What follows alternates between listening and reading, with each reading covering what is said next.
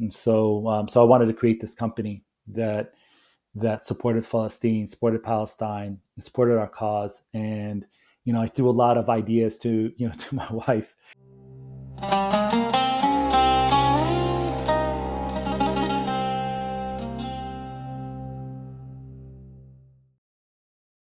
Welcome to another episode of the Olive Roots podcast. I'm your host, Chose Ayub. Today we have somebody very special. I'm sure you like coffee because today we have the owner of Palestinian Coffee Company. I want you to welcome Emad El Mubasher. Emad, What's going on, Josie? Thank you for the great invite. I appreciate the opportunity to come on your show. It really means a lot. So of excited for this. of course, man. I found your company on Instagram and I was like, hold on, Palestinian Coffee? I was like, let me shoot my shot and message you. Slid in the DM, and then they referred me to your email, and I was like, here we are, bro. So thank you for joining us. No, I appreciate it. No, this is the first invite I've received. So much appreciated. Allowing me to talk on your platform, and excited to get to know you and talk about my journey as well. So pretty cool. Thank you, man. Thank you. So, Ahmed, the first portion of this episode will be you sharing with the viewers your identity. So, just tell the audience and tell me, where did you grow up? How did you grow up? From growing up to today, you can share everything you want. So, the stage is yours. Thank you. So I was thinking a lot about where to begin, but when it comes to my identity, I think I want to go back to even with my father. So my father was born in 1943, and so this puts my dad basically alive before the the Nakba and you know basically Palestine being turned upside down by Israel. So he's lived in a life where there was none of that, but obviously that was happening. He was very young, so his life was, I think, really shaped with all this happening. Obviously, when this did happen, hundreds of thousands of Palestinians were massacred, and also you know all the evil stuff that happened with that. And so when it came to for him, I know one thing that he told me when he was growing up, that he was so afraid of them that anyone that he would see that had like potentially a yarmulke, when really it's just a regular Muslim hat, and so he would get scared, thinking that it was potentially Israel coming to attack them and hurt them. So I think he's lived kind of like his whole life almost in that shadow, from that perspective. I think it even though he said it as a joke, as a kid, because his dad was like, no, this is my friend, and like don't be scared and things like that. But it just shows like the mental impact that is had on all of us, and it's basically ingrained in us all. So going back, born, I was actually born in the United States, born in Houston, Texas, born and raised there. And the odd thing is I'll be interested to hear comments like in your comment section from your viewers.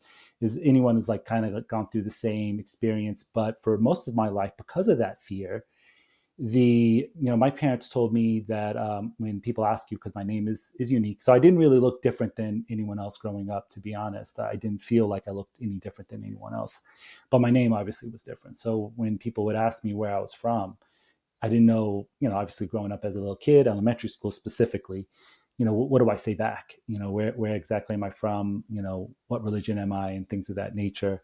And so when I asked my parents that, I was in elementary school, I said, just say you're from Jordan. And so I said I was from Jordan. People would ask me, I'm from Jordan, I'm Muslim, and this is my name, and it's Arabic and all that stuff. So excuse me. So when so we would go and we would visit, Palestine, would visit Jordan when I was in grade school, and I wouldn't notice the difference. I think I was just too young to know that there was, we'd go to Jordan and then we'd go to Palestine like normal, but I wouldn't know that there was a difference.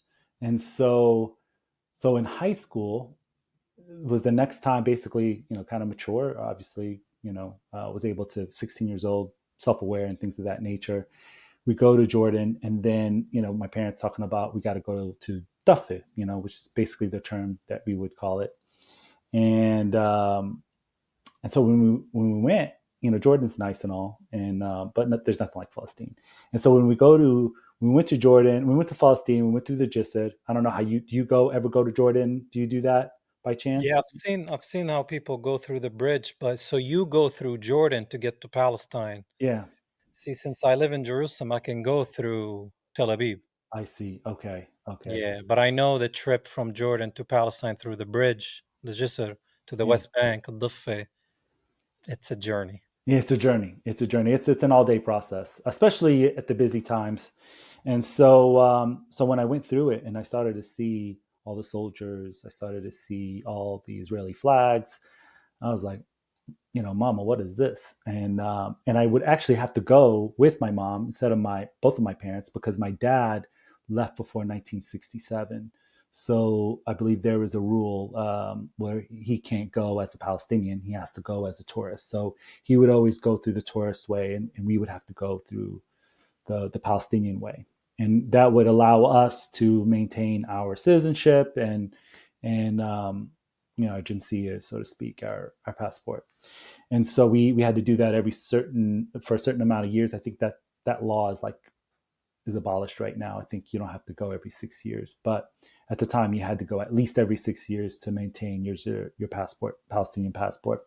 And so yeah, just like then basically just got filled in. I was just completely, what's the right word, sheltered as far as like what was going on in Palestine from my parents. And really, my parents, even though I was fully aware when the Oslo Accords happened, fully aware of the Intifada, fully aware of all these things, my uncle actually was killed by Israeli soldiers back in the early '90s, and so we all have his portrait everywhere in all our homes and stuff. He died shaheed and stuff, and they actually named a street in my hometown after him, and so yeah, so all that is kind of living in that kind of like basically becoming self-aware of my Palestinian background, and and once I kind of found out about everything, I was just hooked. Like this is my identity, this is where I'm from, and there are people out there that are trying to steal it from us and steal everything, our identity, our background, our culture, everything, and so yeah, so I was really hooked. Obviously, when I went back to high school that year, made sure I bought a bunch of Palestinian T-shirts, made sure I let everyone in my high school know that I was Palestinian, and it was just kind of interesting. It's kind of funny looking back at it. I was basketball and cross country and track and all that stuff, and everyone would kind of make comments like, it's the El Mubashers from Jordan because I have a twin brother, and so yeah, so I just basically had to go back and just like correct everyone. It's like, oh, actually, I'm not from Jordan. I'm from Palestine, and this is what's going on there. And so yeah, it was just a huge identity shift and for me at that point and who I was, and basically trying to advocate for my people's existence almost. And so that also got me into seeing like how wrong everyone was about Palestine. It was such a frustrating time, especially after I graduated high school and I went to college. Was really really involved or like really obsessed with the political scene and how that plays a part into basically our the impact on Palestinians here in the United States, from senators, House Representatives to the president themselves. And so, it was just crazy for me. I never understood at that time. It always blew me away how they just unconditionally supported Israel, and I really never knew why. And so people would talk about APAC and would talk about the Israeli lobbyists and them having a lot of power, and really didn't understand until much later that it's really just all controlled by them. And so yeah, because at the end of the day, it was just like, I mean, I'm human. I'm human. You're human. Don't I have a right to exist? Don't I have any rights? Does it have to be controversial to say I'm Palestinian? That was the thing that always bothered me. And why does it have to always be controversial? And so I'm just stating a fact. I'm Palestinian, and that was it. And so, um, so for me, one of the big points also too that I remember in my life is there was a Democratic presidential candidate named Howard Dean. Do you know who that is by chance? No. No. Okay. Howard Dean? Yeah, Howard Dean. That was like in 2004. He was the front runner for the longest time, and he was pro-Palestinian actually, and wanted a two-state solution and wanted the United States to be fair and just fair and as humanitarian as possible to the Palestinians and this whole situation. And he basically got destroyed. And then that's basically the end for him. The Israeli lobbyists just took him to town. I didn't know at the time, but obviously, he made some comments that sounded like a little crazy, and they never let him hear the end of it. And he lost the Democratic primary to John Kerry, I think his name is. And then obviously he lost to George Bush for George Bush's second term. So that was kind of how like my life was. And honestly, for me, it was like all I needed to do was do my part as an American. Hey, we could vote, we could voice our opinion, we can try to change the narrative from that perspective, from that political perspective. Um, so yeah, so then obviously life goes on. Ended up I didn't finish school later, but I had a career, with Walgreens and all these other companies, and found my way here in New Jersey. So then like it came to a point where in New Jersey ended up joining Amazon, which is probably one of the tech tech companies that make have the biggest negative impact on us, especially with Google and Alphabet and all that. So they came at a point where I kind of looked at my life and kind of just wanted to, and I'm sure you've probably gone through. I'm 42 years old, so it's kind of like I don't know if it's like a midlife crisis or not, but it was kind of like, okay, what's going to be my impact in life, and what am I going to do, to basically make this life meaningful for me and for my family. And so just started to think, yeah, I love coffee, and one of the biggest things with coffee is Starbucks as Howard Schultz was the founder, or I guess was the one of the early, I guess it was founded by someone else, but Howard Schultz bought it. But the biggest Israeli supporter we've ever seen. Received awards from Israel as far as like his support for them in the late '90s, and really honestly just started to see how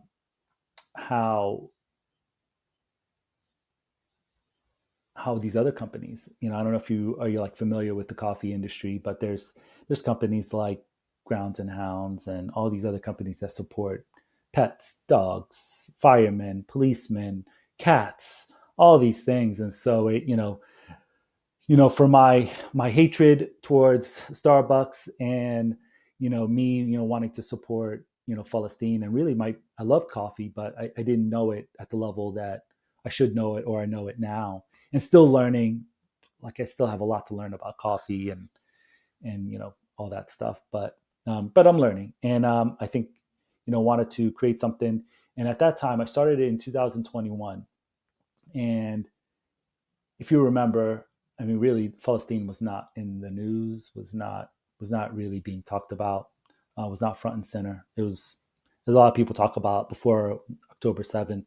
No one really, no one really talked about Palestine. And so even with what was going on with the Abraham Accords, and it looked like business as usual. And so I wanted to create this company that supported Palestine, supported Palestine, and supported our cause. And I threw a lot of ideas to to my wife of all sorts of things to start. And when I told her about this idea, she was like, "Oh, this is perfect." And I wanted to name the blends after the towns. So want to make sure that that was part of the kind of like my mission was to make blends that are named after towns and just speak about the town. So just bringing in the remembrance of Palestine and our people and all the cool things that is in Palestine and currently being being taken away from us by Israel. So How old were you when you first visited Palestine? yeah, I was probably I have memories when I was 4 years old being thrown on my uncle's shoulders and stuff in Palestine. So yeah, it was just I never connected the dots, and I don't know if it was just my mental block of it all or my parents sheltering us because they were afraid if we said we're from Palestine that we would potentially be like hurt in some way, whether it's educationally or physically or anything of that nature. So but yeah. Yeah, they were pretty much protecting you, man, Yeah. because you were raised here and they didn't know how people are. I mean, you said Houston, Texas? Yeah. Yeah. So I know there's a big Arab community over there and there's a lot of Palestinians. Is that true? So yeah, but I would have to say that when I was growing up, I didn't know any Palestinians, and so the big community there. So especially in college, getting involved in Muslim students associations, and obviously getting close to my religion, the majority of the people in those groups were Desi, Pakistani, Indian, Bengali descent, and so which is awesome, and love their culture, love everything about them. But yeah, but it was very few Palestinians, and I remember also there was a Palestinian organization at the University of Houston, but it was very small. But I'm sure that was in 2001, 2002, 2003, and so those years obviously it's probably night and day. And so it's also say that Dallas is growing tremendously as far as like Arab culture, Arab community. Excuse me, but yeah, when I visit Houston, it feels different. It feels different. It feels like there is a lot of Arabs there, Muslims and Palestinians there. So, but where are you based out of? I forgot to ask you that. I'm in Georgia. Oh, very I'm cool. in good Okay, old Georgia. yeah, yeah, dude. Yeah, no. Well, is it close to Atlanta? I'm 30 minutes south of Atlanta in Fayetteville, Georgia. Okay, okay. Are there a big Palestinian community out there, or? Just me. I'm Yeah, the, I'm the community.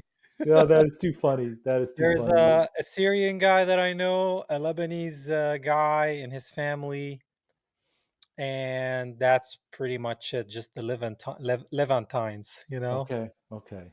Oh well, Yeah. when I moved to Jersey, it's. I don't know if you ever been to Patterson or Clifton, New Jersey. It's No, no. dude, it's another world. It feels like you are back home. They actually called Patterson Little Palestine. They renamed it, and in the main street, kind of like the main artery of Patterson, renamed it Palestine Way. So pretty cool stuff. But a huge Palestinian community here in Patterson and Clifton, New Jersey. And there's a big Egyptian community in I think Jersey City. So yeah, I mean it's like night and day compared to like Houston, Texas, or Atlanta, Georgia, or Fairview. You said Fairview, Fayetteville. Fayetteville. So yeah. Yeah, yeah. Well, thank you for sharing all of that, man. Oh, That's of course. awesome. So, yeah, growing up Palestinian in the United States is very difficult. Like, did you learn any Arabic growing up? Yeah. So so my relatives, my cousins, and my aunts and uncles give my parents a hard time because they didn't teach us much Arabic, and so well they did, they tried, but we were difficult kids, so to speak. But when I was in pre-K, I do remember this when I was in pre-K, and it's funny how like I'm starting to remember all this stuff now talking to you, but um, in pre-K and in kindergarten, I would obviously we're trying to learn English as well too in schools, and so I I guess my brain was wired to where I couldn't differentiate the difference. So I'd come to school and I would be writing the alphabet in Arabic instead of in English. And so confusing the words and letters, like crazy. And yeah, even my cousins back home in Palestine, they would say when we were kids, we spoke fluent, Arabic. Like there was no issues. But as we get older, language is, if you don't use it, you're going to lose it. So and so as the years passed on, something that was kind of forgotten about, and just focused kind of like on everyday life in school and being successful, in the classroom and stuff. And so right now, currently, my Arabic, I would want to say that I'm about 50% when it comes verbal Arabic, and probably even worse when it comes to the written. I actually took Arabic in college, but right now I'm starting to learn, Arabic, and from the ground level essentially.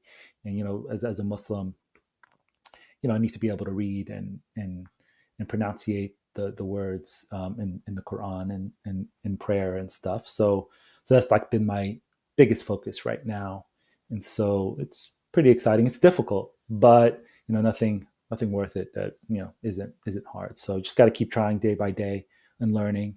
My daughter, she's 7 years old, and she is leaps and bounds ahead of me, which is kind of cool too, because her teaching me and correcting me is also teaching her, and so it's helping her reinforce all the words. And the big thing that I struggle with was my name starts with an an. It's at the letter, and so I can't pronounce it for the life of me. So it's like a curse. Like my parents named all of us with that same letter, and I can't pronounce it. So it's kind of funny and sad too. I need to get better, and I will. But yeah, that's hopefully in the near future that'll be a problem solved. Yeah, so Imad, you say Imad. Yeah, exactly. Well, a lot of people growing up, when I would say Ahmad, they would be like Ahmad, and then be like, and Yeah. so for me, I guess like it's my passive personality. I'd be like, yeah, sure, whatever. And so yeah, but especially recently, I've been very, very, what's the right word? Very adamant about making sure they're saying my name correctly, because it is different, and it is, obviously means something. So, Well, I want you to show the audience your mug and oh tell us a yeah, little bit about the mug.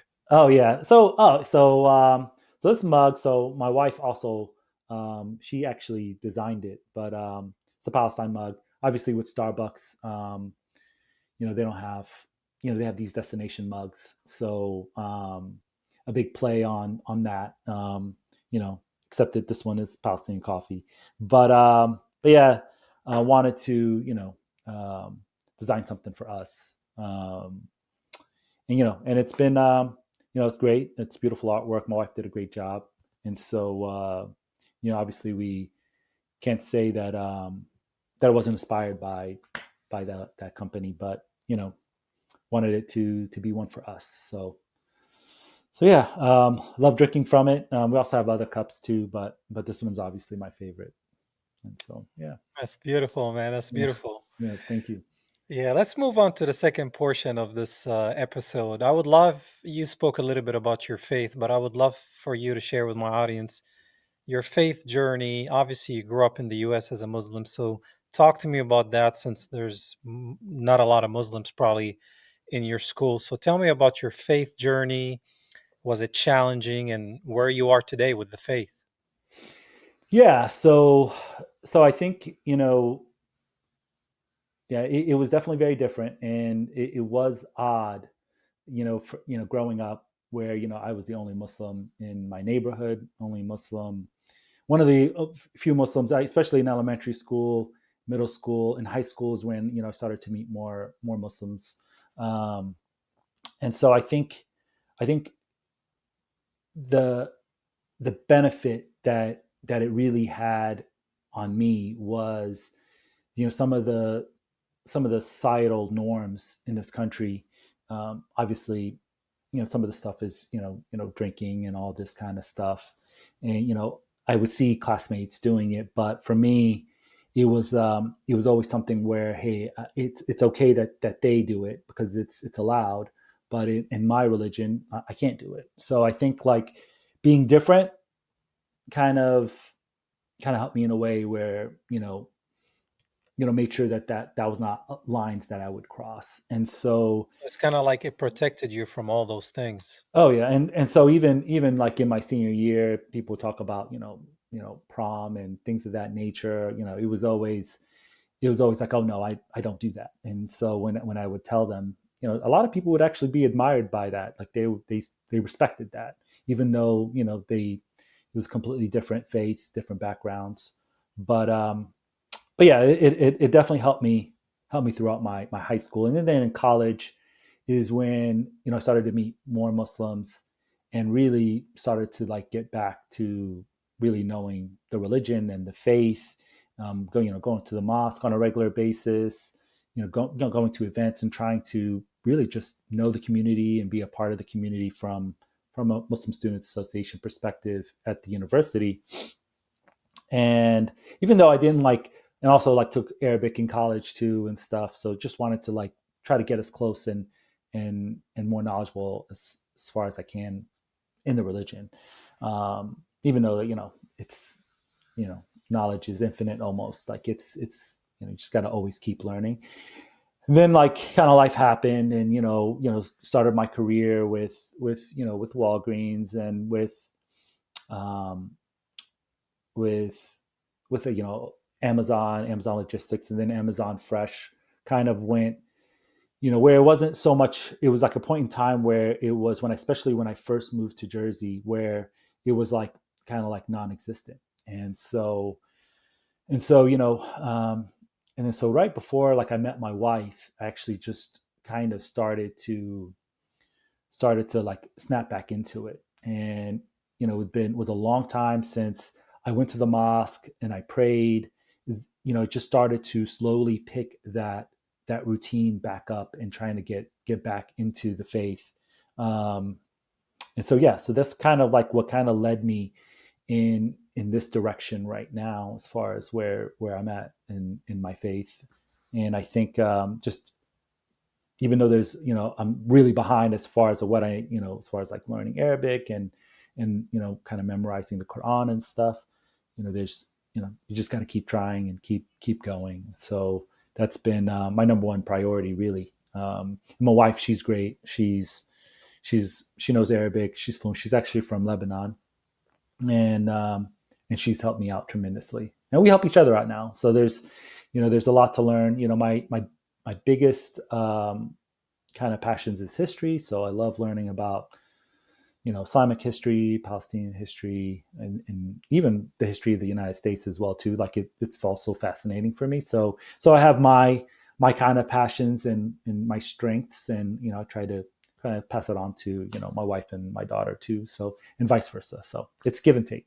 But yeah, and again, I just noticed that I'm just so much more at peace. And so, especially taking that leap of faith, leaving Amazon and focusing on Palestinian coffee, focusing on my religion, and just every day, just being me and being myself, and what I want to do in life as far as my purpose. Yeah. That's beautiful that your wife is Lebanese, so you got the Yeah. perfect Levantine children. Yeah. Yeah. It's pretty. It's funny. It didn't. It's funny how like how life and where everything takes you. But she'll say she's Palestinian if you ask her. So, but she's from a small town called Saida, I think it's called. Saida, yeah, man, I love Lebanese people. We're the same people, bro. They Oh, just 100%. divided us in different places with Syria, Jordan, Palestine, Oh yeah. Sham, you know? Yeah. No, it's their MO, divide and conquer. So that's been their recipe for us since the early 1900s. Then they called us Arabs, and we're like, we're Levantines. We're a little bit different than your rest of the Arabs. Yeah, yeah, They yeah, just put us 100%. in the same circle. And I'm like, Oh yeah, yeah. people from that region, Palestine, Syria, Lebanon, Jordan, we're very unique. Hmm. A lot of unique culture, religion, traditions, wardrobe. music, dancing, that maybe a little bit in Iraq, but mostly Palestine, Lebanon, Syria, Jordan. Yeah, It's pretty identical when you think 100%. about it. Yeah. The accents are very close. The more south you go in Palestine, you sound more Egyptian. The more north you go, you sound more Lebanese. Yeah, yeah. So Same true. thing in Jordan. But then you hear a Syrian and a Lebanese, and sometimes you're like, they sound the same to me. Oh, do they? Oh, they sound different to me. I feel like Sometimes, some. Okay, okay. Yeah, yeah, Yeah, yeah. But it's beautiful. yeah, So yeah, man, Lebanese wife, that's awesome, man. yeah. Congrats. Thank you, thank you. Similar cultures. Lebanese food is amazing, so I know you're happy. Oh yeah, 100%. No, even though we cook everything, but really good. I mean, yeah, can't beat msachen, Mm. mensef. I don't. Do you like mensef too, or I like everything, man, but since I'm by myself, I don't cook all that, and I'm not married, no kids. Maybe one day I'll find me a good Palestinian or Lebanese or Syrian or whatever wife, and then she can make this belly happy. inshallah, inshallah, that would be good. God Inshallah, man. willing, God Inshallah. willing. Yeah, no, that's awesome. So, okay, that's so you've been kind of like reading the Quran mostly in English and Hmm. understanding it, yeah. Because Yeah, that always fascinated me and also troubled me that the book is mostly comes in Arabic and then it's not talked about translated. Like, for example, the Bible, I read it in Arabic and then in America it's in English. You go to Greece, it's in Greek. But mostly they're like, oh, you have to learn it in Arabic. And I never understood that because I'm like, what if you're Japanese? Get a translated version. yeah. Learning Oh Arabic yeah. Oh yeah, hard, yeah. you Oh, know? it is. It is. No, no. I mean, at the end day, foundationally, if you need to read it in English or in Japanese or whatever language that you're native in, that's the priority. And so, when we're doing our prayers, though, we have to do it in Arabic.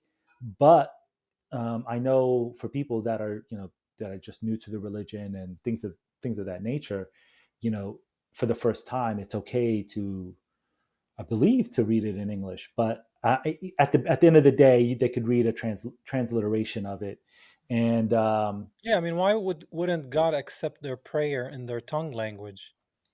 yeah, that's a good question. But I mean, if you're talking about prayers in general, um, when you're talking about prayers in general, it's like, hey God, please help me do good on this Yeah, podcast. That's yeah. accepted in any religion. I mean, in any language. And so, but the fundamental prayers, it's it's it's only accepted in Arabic.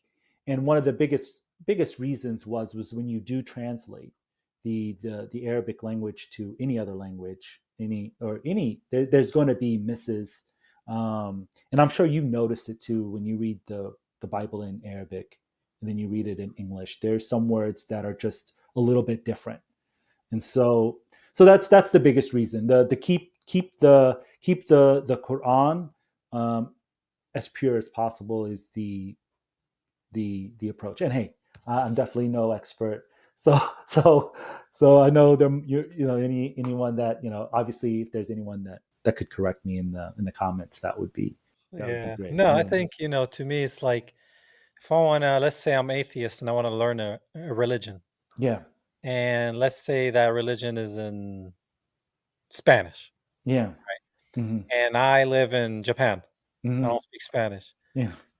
It's a lot for Hmm. me to learn first the Spanish as a Japanese and then a book written in Spanish and old Spanish with Yeah. all the pronunciations and that it's hard, It you is. It know, is. and it's kind of unfair, when you think Yeah. about it. Well, it's the incredible thing that it's something that is currently it's currently happening.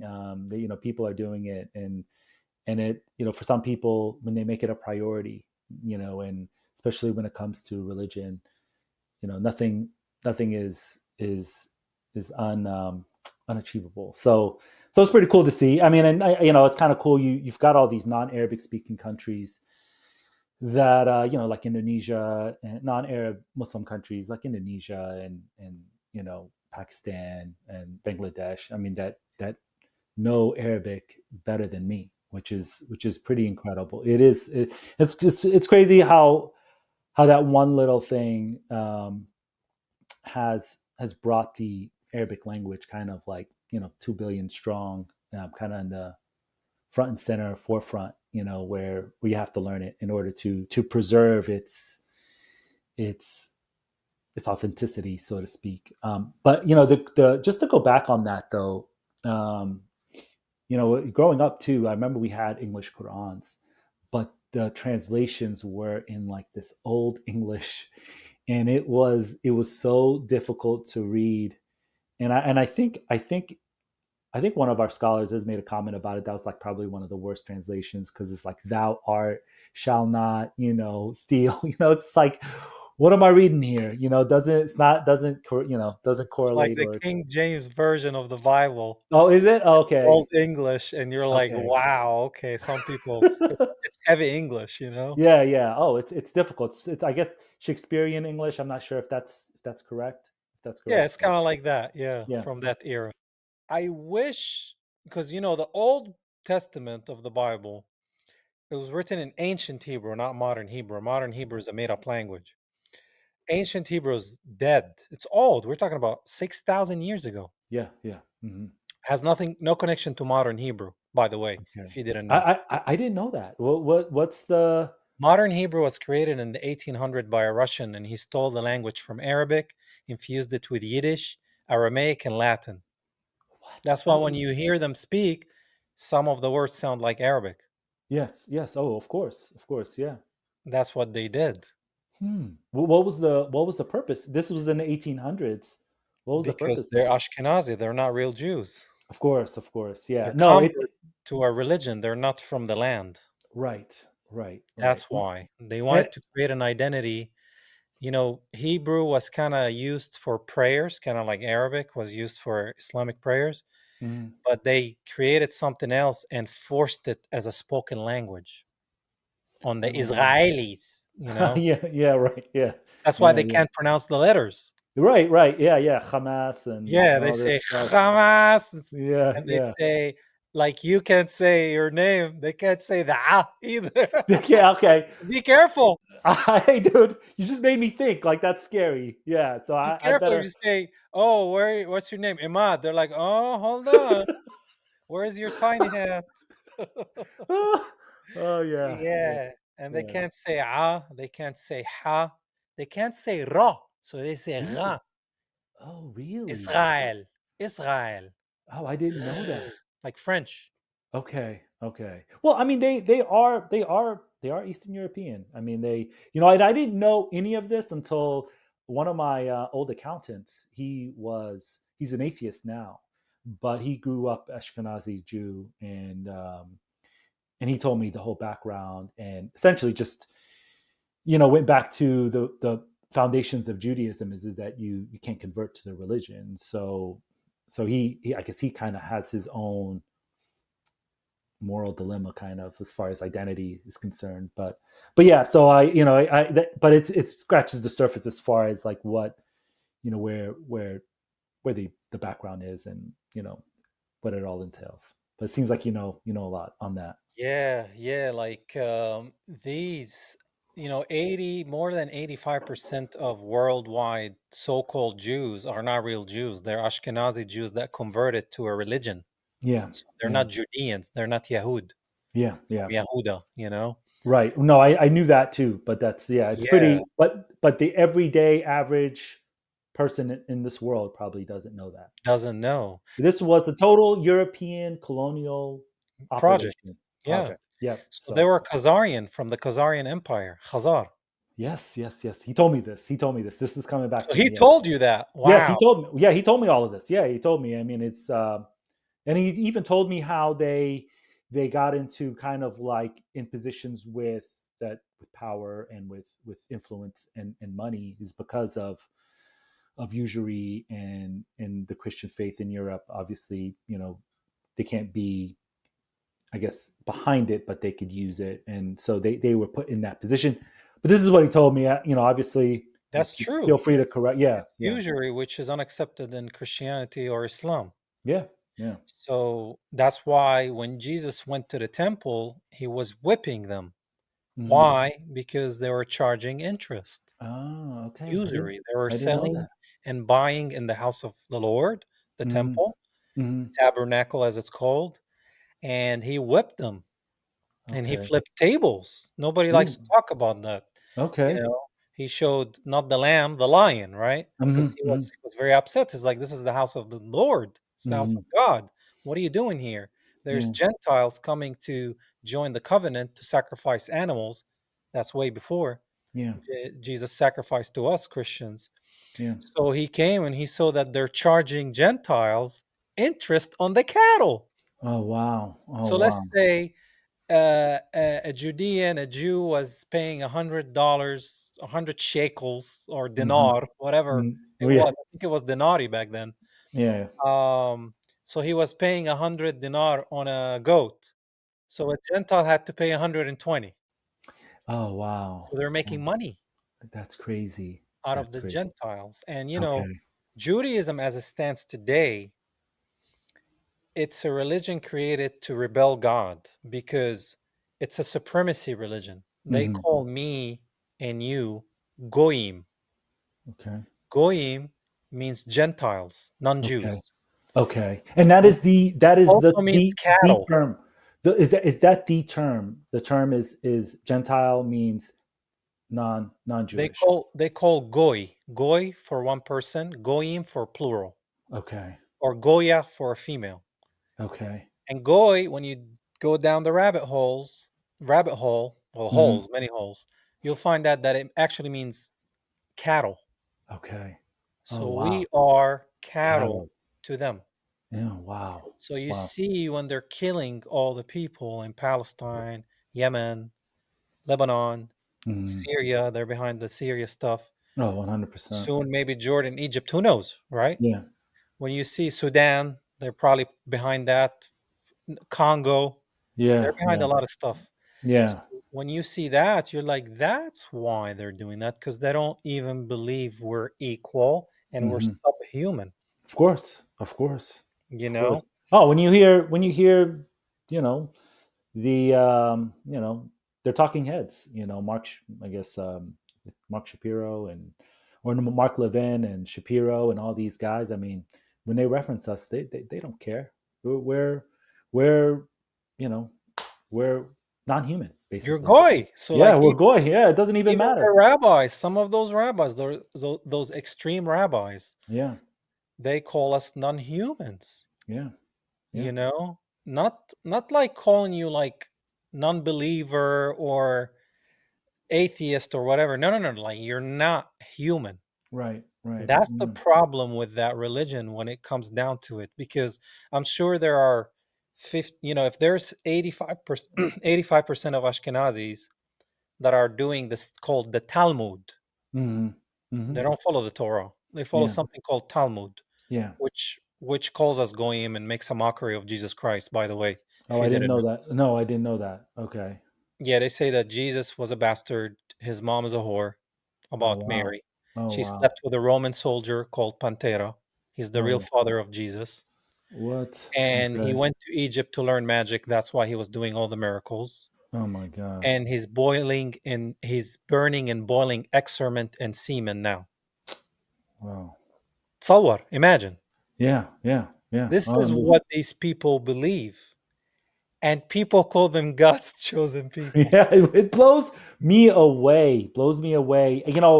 Growing up in my young adulthood, I used to think that was the greatest trick that they ever like convinced, especially the Christian Zionists.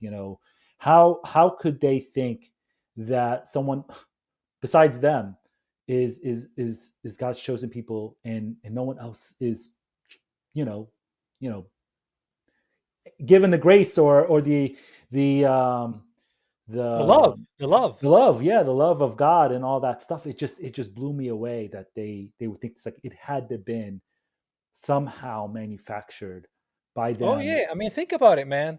They think the group of people that hate Jesus Christ or the other part of them that don't believe he's the Messiah Yeah. or a prophet or anything, Yeah.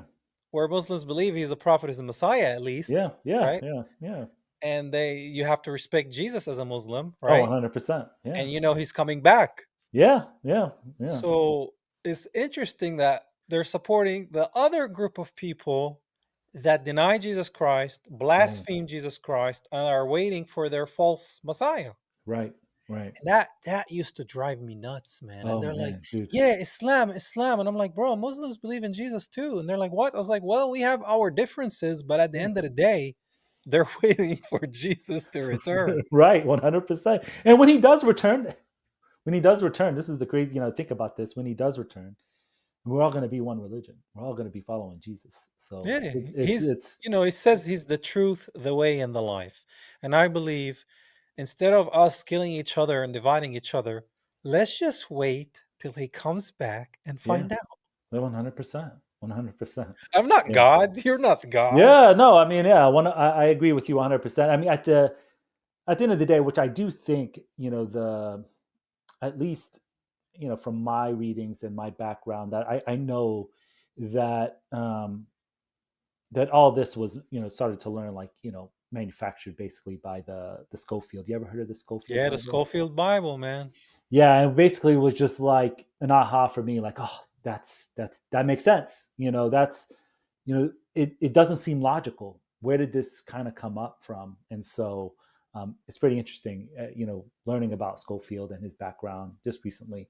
But Oh, I have a perfect book that I can send you, and you can read oh, how he's an alcoholic he left and his family, right? a thief, Yeah. and he's wicked, and Hmm. he had his issues with God, period. Yet he comes up with these notes that God's prophecy is to kill the Palestinian children to bring Jesus. Like, Oh, it makes no what sense. kind But of Jesus are you talking about? yeah. Oh, yeah. Oh, no. And you hear it all the time when you hear these politicians talk about it. Like, oh, my number one priority was to protect Israel, because it says in the Bible. Where does it say in the Bible? And so, and obviously, when people push back, in what context? What's the guy's name? The politician. Oh, he's in Ted Cruz Ted Cruz. Man, I'm from Texas. I should know. But yeah, Ted Cruz, and just the with hypocrisy. Tucker Carlson when he's like, "Yeah, we should bless the Israeli government." And Yeah, I'm like, yeah. Growing up in Sunday school, I was taught from the Bible, those who bless Israel will be blessed, and those who curse Israel will be cursed. And from my perspective, I want to be on the blessing side of things. Of those who bless the government of Israel? Those who bless Israel is what it says. It doesn't say the government of, it says the nation of Israel. So that's in the Bible. As a Christian, I believe that. Where is that? I can find it to you. I don't have the scripture off the tip of my. You pull out the phone and use the Google. It's in Genesis. So you're quoting a Bible phrase. You don't have context for it and you don't know where in the Bible it is, but that's like your theology? I'm confused. What does that even mean? Tucker. I'm a Christian. I want to know what you're talking about. Okay. Where does my support for Israel come from? Number one, because biblically we're commanded to support Israel. But number two, Hold on. I'm not holding on. Hold on. You're a senator, and now you're throwing out theology, and I am a Christian, and I am allowed to weigh in on this. We are commanded as Christians to support the government of Israel? We are commanded to support Israel. And what does that mean, Israel? We're told those who bless Israel will be blessed. But what, hold on, define Israel. This is important. Are you kidding? This is a majority Christian country. Define Israel? Do you not know what Israel is? That would be the country you've asked like 49 questions about. So that's what Genesis, that's what God is talking about. The nation of Israel, yes. And so is that the current borders, the current leadership? He's talking about the political entity called Israel? He's talking about the nation of Israel. Yeah, nations exist, and he's discussing a nation. A nation was the people of Israel. Is the nation They're the God's descendants of referring Abraham. to in Genesis, is that the same as the country run by Benjamin Netanyahu right now? Yes. Yeah, he's just like, do you know what context that was set in? Like, what do you mean? And I didn't even know where it was in the scripture, man. Yes, he didn't. Yeah, Tucker Carlson had to put it. They had to tell him. He I was like remember that. Genesis 13. Yeah. I will bless those who will bless thee and curse those who will curse thee. God was talking to Abraham, not Israel, because Jacob didn't exist. Is that right? Yeah, God is Because saying, I never looked into it. man, I think every Muslim should read the Bible to understand where this chaos comes from, and to I agree. understand Yeah. also in the Gospel, Injil, in the New Testament, Yeah. Jesus himself warning us against what they're doing. Oh wow. He's Okay. warning us, right?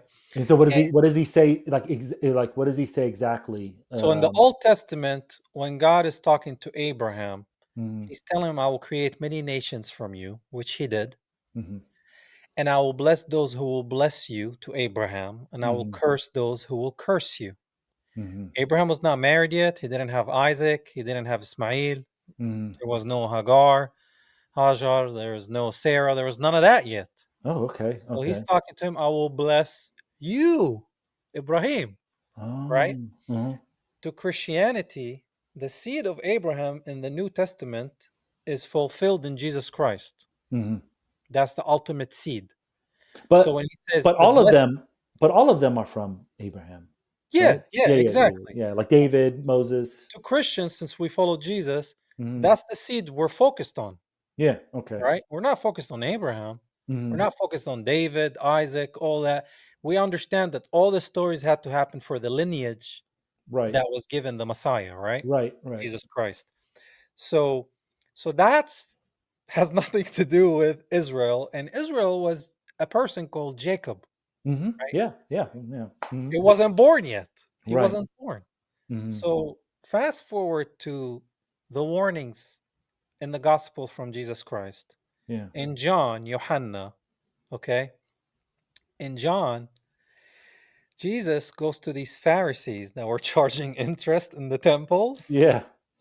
and they're Jews, right? Mhm. And they Mhm. come to him and they're like, our father is Abraham, right? Mhm. And he's like, who are you? Because, Mhm. they denied Jesus Christ, the Messiah, and Yes. they Mhm. ordered his crucifixion according to us. Mhm. They're the reason he was on the cross. Mhm. So he comes to them and he's like, why don't you listen to me? If you believe that Abraham is your father, then you would listen to me Yeah. because I'm Mhm. bringing you the same news, the same story, the good news. That's what the gospel. Mhm. Mhm. And they're like, oh, what are you? Who are you? What would you know about Abraham? You're like, what, 30 years old? And Mhm. he says, before Abraham, I am. Mhm. So I Mhm. existed before Abraham in the spirit because Mhm. he has Mhm. the spirit of the Father. Right. Because he doesn't have an earthly father like they believe. Mhm. His Mhm. father is heavenly. That's Yeah. why we say the Father, which means God, not physically, Yes. spiritually, Yes. Yes. you Yes. know. Yeah. Mhm. So Oh, yeah. I they, mean, we believe the same thing. I mean, like, yeah, so they yeah. kept arguing with him, and he's like, your father is the devil, and he's the father of all lies. Wow. That's why he says in the book, in the Bible. Uh huh. And according to Jews, that's anti-Semitic. that's, So I that's guess that's Jesus was a Semite who's anti-Semitic, right? right. Right. Yeah. That is absolutely. So when Jesus came in, from like I guess the Bible perspective, like the in the history, did he when he preached and he went like in those situations, obviously he was for everyone. He was for he was for the Jews and he was for the non-Jews, right? Yeah, the Gentiles, yeah. The Gentiles. So was that part of the conflict as well too, like within that community? Was that They wanted to keep the law. the law? Yeah. They were Okay. focused on an earthly kingdom and Jesus is focused on a heavenly kingdom. Okay. They couldn't understand that. Hmm. They were Yeah. so focused on ruling earth. Hmm. And you see now what they're thinking about Oh money, yeah. Oh yeah. Yeah. Money. Yeah. right? Yeah. They want to rule. They want the greater Israel, Right. Hmm. right? They want to expand. They're like, let me Get just some elbow room. let me Yeah. just elbow room. Yeah. And they're like, people are like, oh, they just want Gaza and the West Bank. I was like, no, no, no, no, no. They want all of it. They don't Yeah. want peace. They want a piece of Lebanon, a Piece of piece of Syria, Syria, a piece of Iraq. I mean, it's Saudi it's Arabia. oh yeah. Oh Yeah, yeah. they're like this. Let me just, eh, Let me you get some know. in here. Yeah. And I'm like, you can't even take Gaza, bro, with guys with flip flops and AK-47. So yeah, How you seriously. how No, you gonna take the rest? I think they are going to ruin themselves trying. Self destruction. Yeah, 100%. I mean, and I think, when this thing was happening. So, when I started Palestinian Coffee, I was still working at Amazon. I was trying to launch Amazon Fresh grocery stores here. It's actually the regional behind it that started it here. So, when this stuff started to happen, everything kind of meaning of life really just changed. I mean, it's like, any of the initiatives and the focus was just like, in one ear out the other, it was just meaningless. It was just meaningless. And so, and obviously found meaning in this and promoting, pushing our cause. And, it's just crazy everything that they have done, and what has caused the ripple effects in this country, and put Palestinians in the forefront, without, just the transformation just happening. It's just incredible to see where this is going here in the United States, because people are waking up. They don't want to support a genocide. They don't want to. They want How don't can you want. be? How can you be a Christian and support a genocide? 100%. Yeah. How can you be any religion and support a Any genocide? any human any human being. And yeah, and kudos to kudos to like our our Jewish cousins who are on our side. It's like 40%. And there's a study that or a poll that showed that 40% of them do believe that Israel's committing a genocide and don't agree with it. Even So inside that country. even inside that country, yeah. Even Yeah. inside that country, yeah. I'll say majority in that country do, but there's a huge minority, there that don't agree with that, and so they're tearing themselves apart, and they don't see it, All they care about is how they're going to control the media. You see it with Paramount, what's going on with Weiss and TikTok now, and the Ellison family or whatever it is. Adelson family, I yeah. don't know. I mean, it's just Buying crazy. Trump, it's a Oh shame. yeah, it's a shame. It's a shame, and I think like what the society kind of gets us into is that they want us to be distracted. Whether it's with music or with sports teams. Sports number one thing I think as well too. Like we're so this, America's got a big obsession with sports. And guess who owns those sports teams? They do. I mean, Mariam Adelson owns the Mavericks. I mean, it's insane. And so, so it's everywhere. And God forbid, someone from the Gulf wants to buy a team in the United States. I mean, that's Sharia law is coming. Yeah, that would be the end of everything. But the hypocrisy is beyond belief. Look at this. Sharia law is coming because of Mamdani, right? That's yeah. But guess what? Yesterday, the head shopper, Julani, the new president of Syria, the Al Qaeda, wanted for $10 million, shaking hands with Trump. Oh yeah, that's right. He was in there. He put him in a suit like Zelensky. He looks like Theodore Herzl with his beard. And they put cologne on him. Probably he was stanky. No. And he took pictures with Trump, and this is the new president of Syria, democracy, no, bro. He apparently was Al-Qaeda. This is men's fragrance. Yeah. This is no. It's the best fragrance. Come here, man. He was playing basketball with servicemen apparently too. Yeah, there was video. A new video shows Syrian President Ahmed al-Shara playing basketball with top U.S. military officials ahead of a historic meeting with President Donald Trump. So Mamdani, the guy who is secular, half Hindu, half Muslim, is dangerous. But the head shopper in the White House is democracy now. Well, see that is the moral. That is kind of like the moral dilemma right now, and and where we don't. It's so hard to know what the truth is.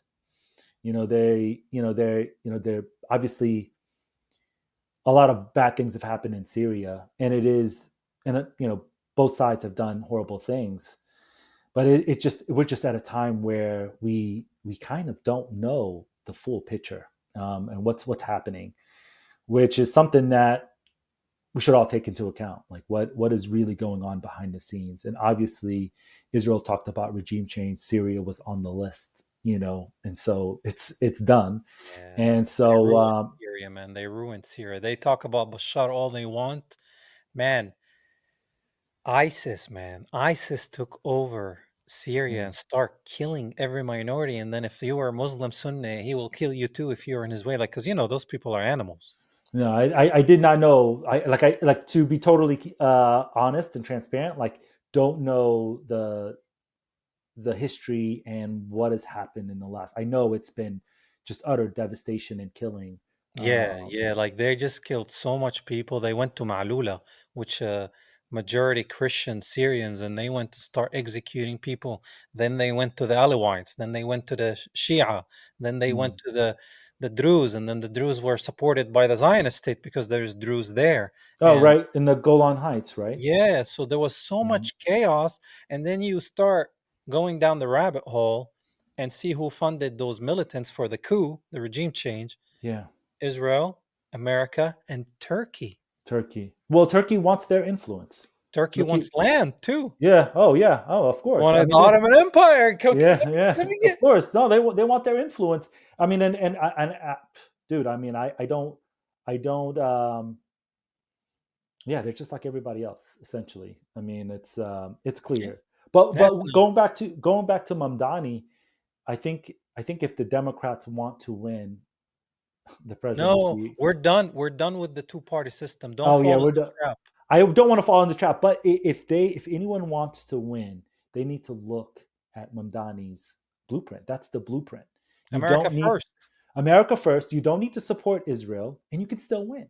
I mean, like it's I I'd like to see how Mamdani does across the river over here, but there is it's clear that the people are done, with Yeah, believing. I believe the Republicans and the Democrats that are America first should create a third party Yeah, yeah, for the I American people, right, regardless of everything else. one America hundred percent. first, look out for Americans.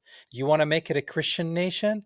Make it. Yeah, yeah, 100%. Eliminate the drugs, the alcohol, the LGBTQ, the pedophilia, the Hollywood, the banking Mhm. system. Man, America will be done if Oh, it the was.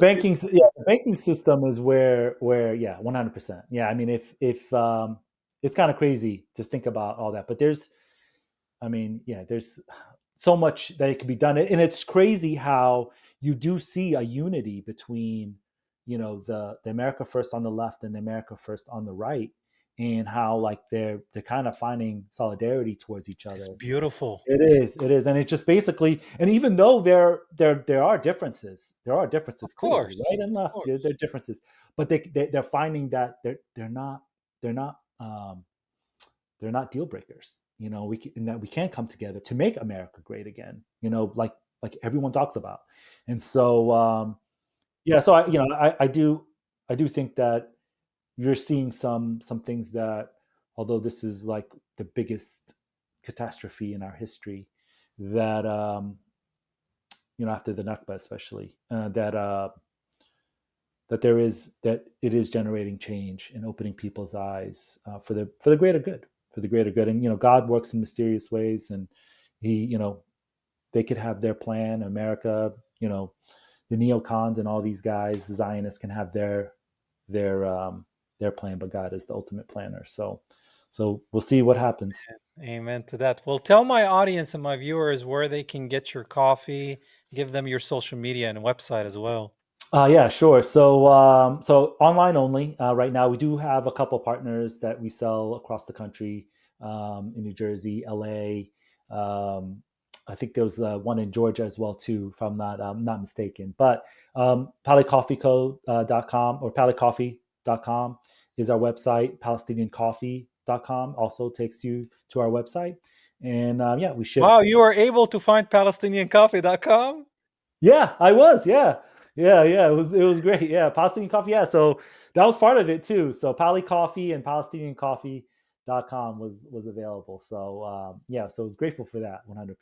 But yeah, And they can find different blends and the mug and all that. yeah, the blends and all that stuff, 100%. Yeah, and if you have any questions about any of the blends, please don't hesitate to reach out. We're actually looking. We're actually moving to a roasting facility in Garfield, in next week. So we're going to be able to expand more, working with farmers and stuff like that in South and Central America and all over the world, hopefully. But yeah, but appreciate the support and appreciate you having me on, Josie. It means a lot. Man, it was my pleasure. Well, Ahmad, thank you so much for joining us today. It's been It's been beautiful, man, having this conversation. I didn't know you, and I feel like we just became best Yeah. friends. No, yeah, 100%. It feels like, yeah, no, it was definitely a great conversation. I didn't know what to expect, and so, yeah, you made it so easy, and it was 100% a pleasure. And like anytime, don't hesitate to reach out, talk, and stuff. So God bless you, man, and I'll definitely gonna get some coffee because I love coffee. I appreciate it. And I'll be definitely avid watcher too. Appreciate it, Josie. God bless you, man. Peace You and too, love, bro. man. Likewise, you too, man. Take care. Salam. Sam. You guys heard it from Emad. Check out his coffee, man. I think it's gonna be amazing. Palestinian coffee, baby. Until next time, God bless you. Peace and love, and free Palestine.